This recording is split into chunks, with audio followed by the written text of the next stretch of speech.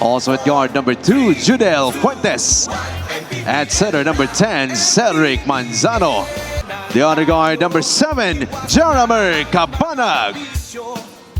At center from Barangay Bagong Silang, number 2, Jammer Hamito. And Manzano and Ladi jumping up at center court. Okay, let me correct myself earlier, right? Because the 2022 champs led by Coach Gerson and Nueva Ecija was not led. We're gonna look out for, because I'm sure Coach Eric and his squad was able to address that, especially against Tabi, pasa kay Cañete, does not look at the rim this time. He dives in, Manzano falls down on the floor. Bola nakuha ng Caloocan. Pagsanhan made that play happen. Nice pass and cut by Manzano, but didn't see Pagsanhan from behind. The turnover led to points. Pero alam naman natin, hindi pwede yun. Tabi, pasa kay Yero. Umira sa tres. Short. Offensive rebound for Quezon, but turns the ball over in semi-transition. Rebound, nakuha ng Quezon. Fuentes in transition, lays it in for 2. This time, Quezon is the one. It's not a turnover, but an air ball is almost like a turnover. It's the first pass to a fast break. 2 air balls already. The one from Ladi from the right corner. This time, Pag San Juan led to the fast break on the other end. Finished by Judel. Pinoon, off the bounce. Bola na tapik. Naagaw tuluyan ng Quezon. Fuentes. Will pull it back out. Gets it back from Manzano. Yero on the right side. Sasalaksak si Wawa. Yero off the window and in, plus the foul. Kay Manny Ladi against Cholo Manansala. Ladi leaning in. Tough shot.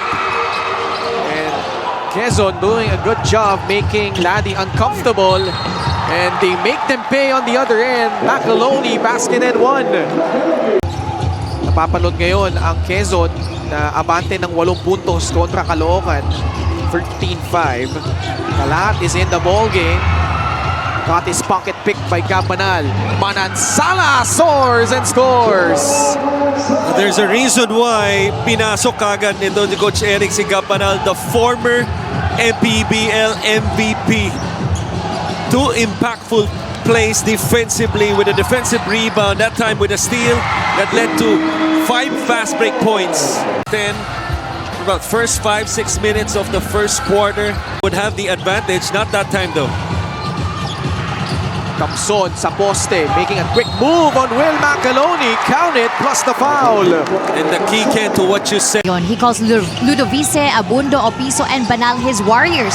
Na kung naka-line up daw sila, their leadership means the chances of mistakes are limited. And this is to respond to your point earlier, Coach Chris. Coach, And you were saying? And yun nga, no? And si Cabanal, who did not even suit up in the game against Batangas City, clearly understands, no, yung gustong gawin ng Quezon dito as they aspire for a better finish this time around. But meanwhile, having trouble dealing with the chaos, Caloocan with Escobar missing on the layup. Action picking up late in the first quarter. Baclaan against Manansala, dumps it off. Kalat off the glass and in. That turnover led to points once again. Manday, back-to-back. Yes! How about that? Caloocan with a massive run. Something like a 15-1 run, 15-2. 30 seconds left in quarter number 1. Manzano charging through, backs it in. Already, mathematically, that would be potentially 80 points already after this game. Way above ng kanilang average of 65. At the same time, itong Caloocan offensively, mas mababa na, no, at 94. But this team can explode just like yung nakita natin the last 4 minutes of how they exploded, especially with the back-to-back threes by Manday. They could have a 30 to 35 point quarter. Thompson lumapit. Pasok yan, may kasama pang foul. Mentioned this earlier. A different role para sa Caloocan. To some degree, I agree. Because Ng Francis brand ng Pilipinas. Manzano carving out space again. 2 more points for Sed. Tabi working on Kian Baclaan. Cyrus has been lights out from that distance. Continues. Manzano, the offensive board. Posting up Kamson, up and under. What a crafty move from Sed Manzano. Hierro. Pass to Manzano, the cut, the finish, plus the foul. Quezon catching their second wind. Kamson taking advantage offensively to start the game, but Sed Manzano, the younger Falcon. For Coach Eric Gonzalez. If you call that luxury, what do you call the bigs of Caloocan? Billionaires? Prince Casin lumusot sa depensa, lays it in with that gorgeous finish. Tabi wants a clear out against kay Manny Ladi, takes the free. Oh, sorry, a long 2. How about that for the righteous? It is 2 motion, 3 motion, kahit 5 motion pa yan.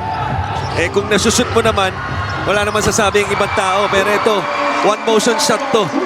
To drop into a zone possibly. Casin. Monsubre nakawala sa depensa pero nandoon si Pagaran to block it from behind. Extend their lead to double figures. Fuentes, wide open look. And he makes them pay with his second triple.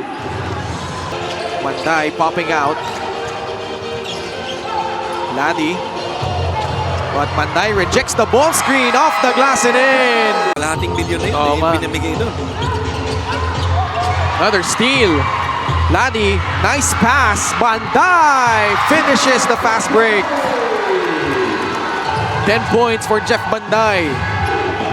Momentum clearly on the side of Caloocan right now. Ang mabigat pa doon, babalik pa, may chance ang bumalik pa yung bola sa Caloocan. Fuentes using that screen. Tabi, same spot, same result. Blitz. Pass deflected partially. Hierro able to recover, floats it up and in. He's not and Fuentes, but he asked his players to take accountability for their lack of tightness on defense. Of course, gusto rin niya mag-step up pa ang kanilang players like Manday. 45-38. Baclaan, nice pass. Hamito with an easy deuce. Baclaan drives again. Can't finish. Got it back. Pass to the outside. Ladi draws closer. Mid-range jumper. Blanks off the rim. Pagsanhan. The stick back plus the foul. one to defend the best player on the offensive end. Second, plays like this, energy plays, crashing the offensive glass, and Ian Baclaan, chance to tie or take the lead on this possession. Baclaan streams down the lane. No, but the putback is in from Jam Ramito. Baclaan scoreless in the first half. Pagaran, pass to Macaloni. Relayed in for 2. this time he makes up for the miss. On their shot lock. Kamson offering that screen. Kamson rolls hard to the basket. 2 more points. And quarter currently for Caloocan. Manzano has 3 fouls, backing down Hamito. Manzano going to work. He has yet to miss. Natapik, Escobar could get it. Lobs it up to Hamito. Charging through against Manzano. Takes advantage of a foul-ridden Sed Manzano. On the shot clock, working on Dom Escobar. Judel. Nasunutan sa likod. Biton is ahead.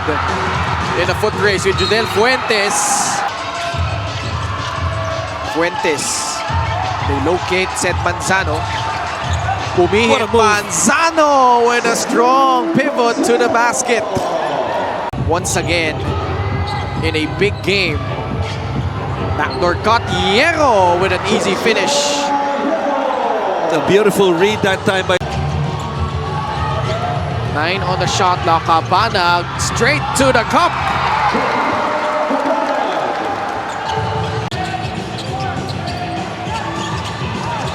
Baklaan forcing it up.